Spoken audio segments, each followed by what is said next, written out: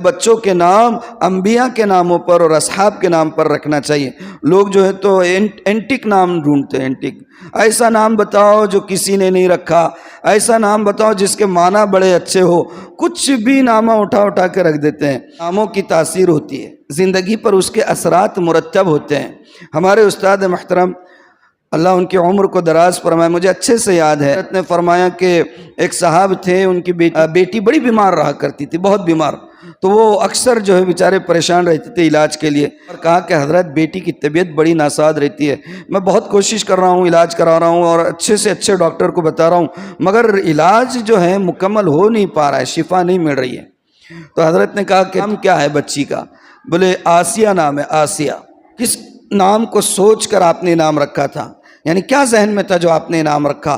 انہوں نے کہا کہ بڑی نیک خاتون تھی، کفر کے ماحول میں اور ظالم سنگھ کے دربار میں، فرعون کے دربار میں تھی۔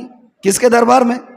ظالم سنگھ کے دربار میں، اور اس دربار میں رہ کر ایمان کے اوپر استقامت کے ساتھ قائم رہی، تو اس سے بڑی نیک کون ہو سکتی ہے؟ اس لیے میں نے اپنے بیٹی کا نام آسیہ رکھا تھا۔ تو حضرت نے کہا وہ تو ٹھیک ہے، لیکن وہ ظالم سنگھ نے کیا حال کرا تھا وہ معلوم ہے کہ نہیں آپ کو؟ فرعون نے آسیہ کا کیا حال کیا تھا؟ بہت تکلیفیں پہنچایا تھا، بہت زیادہ یعنی کہ ظلم و ستم بھی ہوا تھا۔ تو کہا کہ نام کے اثرات ہوتے ہیں۔ پھر حضرت نے کہا کہ اچھا ایک کام کرو، آپ اپنی بچی کا نام آسیہ سے عائشہ کر دو۔ چنانچہ انہوں نے جو ہے اپنی بچی کا نام آسیہ سے عائشہ کر دیا، اور کہتے ہیں کہ ایک آدھ مہینے کے بعد جب دوبارہ آئے، حضرت نے پوچھا کہ کیا ہے صحت کا حال، کیسی ہے بچی کی طبیعت؟ کہا اللہ کا فضل ہے، اللہ کا کرم ہے، اس کے بعد سے حالات معمول پر آ گئے۔ مگر اس کا یہ مطلب نہیں ہے بیماری اگر ہو گئی تو ناموں کو ڈھونڈتے بیٹھو اور علاج چھوڑ دو، اور بعد میں آ کے مولانا کا گلا پکڑو، تم نے بولے تھے نا جمعہ کے بیان میں نے نام بدل دیا، علاج نہیں ہو رہا۔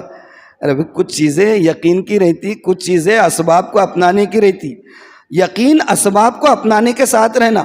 میری بات کبھی بھی سنے، نہیں سمجھ میں آئی تو بعد میں پوچھ لو، مہربانی کرو، مگر جو ہے اسباب کو اپنانا چھوڑنا نہیں۔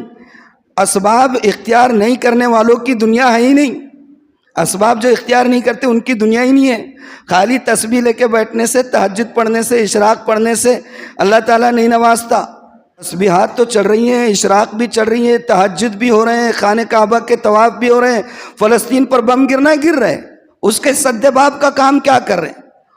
ہاں یہ بھی ہونا وہ بھی ہونا۔ ہم کیا ہے، جب اپنی ذات کا مسئلہ آتا تو اسباب والے چیزیں اختیار کرتے، ملت کا معاملہ آتا تو دعا والے اسباب اختیار کرتے۔ کیا سچے مسلمان ہیں، سبحان اللہ! اس معیار پر تو قربان جائے مسلمانی کے، یہ بھی کوئی معیار